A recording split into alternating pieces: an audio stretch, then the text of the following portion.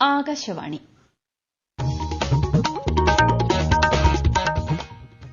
നമസ്കാരം. പ്രാദേശിക വാർത്തകൾ വായിക്കുന്നത് കൃഷ്ണ പ്രകൃതി.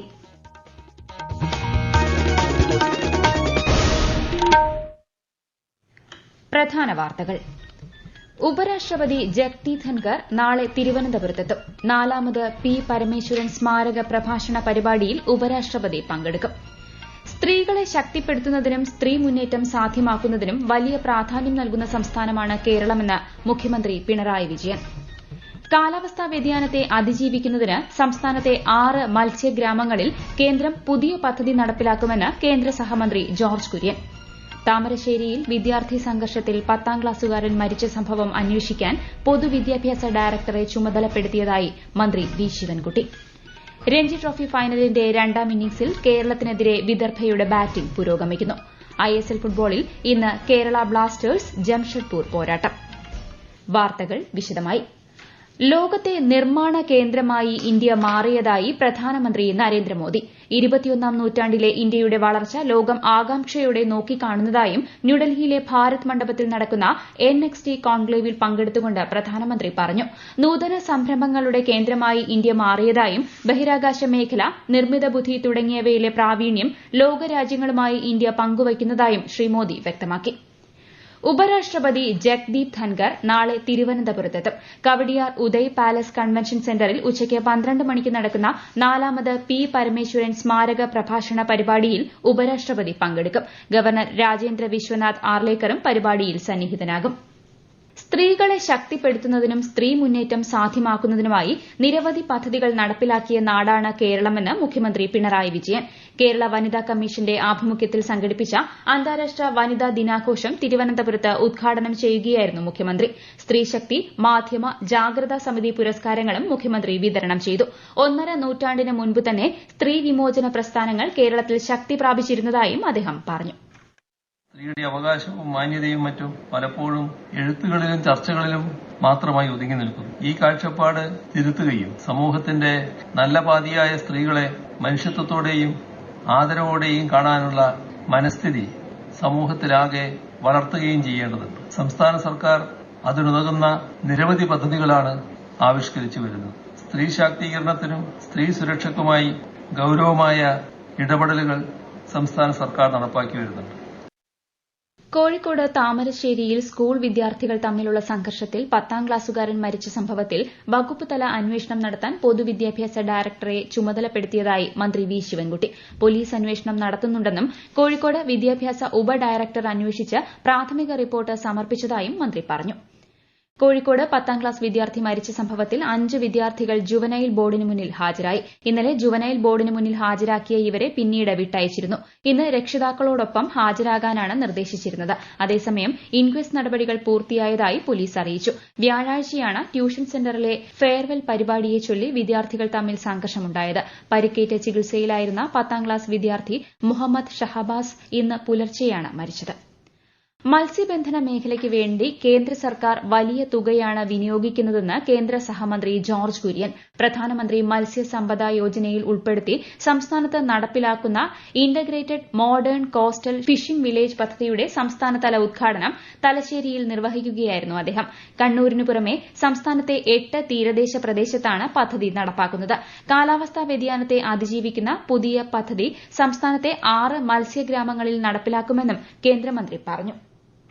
പാസ്പോർട്ട് നിയമങ്ങൾ ഭേദഗതി ചെയ്ത് കേന്ദ്ര സർക്കാർ 2023 ഒക്ടോബർ 1 ശേഷം ജനിച്ചവർക്കുള്ള പാസ്പോർട്ടിനായി ജനന സർട്ടിഫിക്കറ്റുകൾ മാത്രമേ രേഖയായി സ്വീകരിക്കൂവെന്ന് ഭേദഗതിയിൽ വ്യക്തമാക്കുന്നു. 1980ലെ പാസ്പോർട്ട് നിയമങ്ങളിലാണ് മാറ്റം കൊണ്ടുവന്നത്. മറ്റ് അപേക്ഷകർക്ക് ഡ്രൈവിംഗ് ലൈസൻസ്, പാൻ കാർഡ് തുടങ്ങി അംഗീകൃത രേഖ നൽകിയാൽ മതിയാകും. കേരള പോലീസിന്റെ അടിസ്ഥാന സൌകര്യങ്ങൾ വികസിപ്പിക്കുന്നതിന്റെ ഭാഗമായി സംസ്ഥാനത്തെ വിവിധ ജില്ലകളിൽ നിർമ്മാണം പൂർത്തിയാക്കിയ പദ്ധതികളുടെ ഉദ്ഘാടനം മുഖ്യമന്ത്രി പിണറായി വിജയൻ ഇന്ന് ഓൺലൈനായി നിർവഹിക്കും. പോലീസ് മന്ദിരങ്ങളുടെയും പോലീസ് സേവനങ്ങളെ സംബന്ധിച്ച് പൊതുജനങ്ങൾക്ക് അഭിപ്രായം അറിയിക്കുന്നതിനുള്ള പരാതി പരിഹാര സംവിധാനത്തിന്റെയും ഉദ്ഘാടനം ഇന്ന് നടക്കും. ഈ വാർത്തകൾ ആകാശവാണിയിൽ നിന്ന്.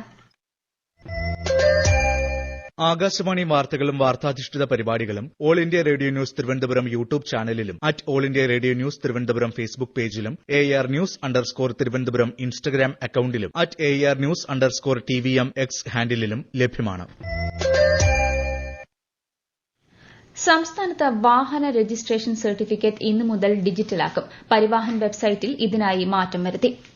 വിവിധ ആവശ്യങ്ങൾ ഉന്നയിച്ച് സംസ്ഥാനത്തെ ആശാവർക്കർമാർ സെക്രട്ടേറിയറ്റിന് മുന്നിൽ നടത്തുന്ന സമരം 20ാം ദിവസത്തിലേക്ക് കടന്നു. സമരത്തിന് പിന്തുണയുമായി കേന്ദ്ര സഹമന്ത്രി സുരേഷ് ഗോപി സമരപ്പന്തൽ സന്ദർശിച്ചു. ആശാവർക്കർമാരുടെ പ്രശ്നം കേന്ദ്ര സർക്കാരിന്റെ ശ്രദ്ധയിൽപ്പെടുത്തുമെന്നും മുഖ്യമന്ത്രി പിണറായി വിജയനുമായി സംസാരിക്കുമെന്നും കേന്ദ്ര സഹമന്ത്രി ഉറപ്പു നൽകി. അതേസമയം സമരം ചെയ്തവരെ പരിഹസിക്കുന്ന നടപടിയാണ് സംസ്ഥാന സർക്കാരിന്റേതെന്ന് പ്രതിപക്ഷ നേതാവ് VD സതീശൻ ആരോപിച്ചു. കാർബൺ ആഗിരണത്തിന്റെയും പുറന്തള്ളലിന്റെയും തോത് കണക്കിലാക്കുന്നതിന് കണ്ണൂർ ജില്ലയിലെ 2 സ്ഥാപനങ്ങളെ മാതൃകാ സ്ഥാപനങ്ങളായി തെരഞ്ഞെടുത്തു. ഈ സ്ഥാപനങ്ങളിൽ ഹരിത കേരളം മിഷന്റെ നേതൃത്വത്തിൽ സർവേ ആരംഭിച്ചു. ജില്ലയിലെ 23 തദ്ദേശ സ്വയംഭരണ സ്ഥാപനങ്ങളിലാണ് നെറ്റ് സീറോ കാർബൺ കേരളം ജനങ്ങളിലൂടെ എന്ന പദ്ധതി നടപ്പിലാക്കുന്നത്. വിശദാംശങ്ങളുമായി ആകാശവാണി കണ്ണൂർ ജില്ലാ പ്രതിനിധി KO Sasidharan. Net zero carbon Keralam ജനങ്ങളിലൂടെ എന്ന പ്രചരണത്തിന്റെ ഭാഗമായി കാർബൺ ആഗിരണത്തിന്റെയും കാർബൺ പുറന്തള്ളലിന്റെയും തോത് കണക്കാക്കുന്നതിനായാണ് സർവേ ആരംഭിച്ചത്. ജില്ലയിലെ പെരളശ്ശേരി ഗ്രാമപഞ്ചായത്ത് കാര്യാലയം, എരഞ്ഞോളി ഗ്രാമപഞ്ചായത്തിലെ തലശ്ശേരി എഞ്ചിനീയറിംഗ് കോളേജ് എന്നിവയെയാണ് മാതൃകാ സ്ഥാപനങ്ങളായി തെരഞ്ഞെടുത്തിട്ടുള്ളത്. മാലിന്യ സംസ്കരണം, ഊർജ്ജ സംരക്ഷണം, ഗതാഗതം, സസ്യാവരണങ്ങളുടെ അവസ്ഥ തുടങ്ങിയവയാണ് സർവേയിൽ ഉൾപ്പെടുത്തിയിട്ടുള്ളത്. കാർബൺ ആഗിരണവും കാർബൺ പുറന്തള്ളലിന്റെയും തോത് ആദ്യഘട്ട സർവേയിൽ നിർണ്ണയിക്കും. ഡിജിറ്റൽ യൂണിവേഴ്സിറ്റിയുടെ സഹായത്തോടെ തയ്യാറാക്കിയ മൊബൈൽ ആപ്ലിക്കേഷൻ ഉപയോഗിച്ചാണ് സർവേ. ആകാശവാണി തിരുവനന്തപുരം പ്രാദേശിക വാർത്താ വിഭാഗം അവതരിപ്പിക്കുന്ന പ്രത്യേക പരിപാടിയായ നല്ല വാർത്ത എല്ലാ ശനിയാഴ്ചയും വൈകുന്നേരം 6:40 പ്രക്ഷേപണം ചെയ്യുന്നതാണ്. ഇന്ന് 6:30 പ്രാദേശിക വാർത്തകൾക്ക് ശേഷം നല്ല വാർത്ത കേൾക്കാവുന്നതാണ്. സംസ്ഥാനത്ത് കനത്ത ചൂടിന് ആശ്വാസമായി വേനൽ മഴയെത്തി. തിരുവനന്തപുരം, കൊല്ലം, പത്തനംതിട്ട എന്നീ ജില്ലകളിൽ ഇന്ന് മഞ്ഞ ജാഗ്രത. ശക്തമായ കാറ്റിന് സാധ്യതയുള്ളതിനാൽ കേരള ലക്ഷദ്വീപ് തീരങ്ങളിൽ നിന്ന് മത്സ്യബന്ധനത്തിന് വിലക്ക്.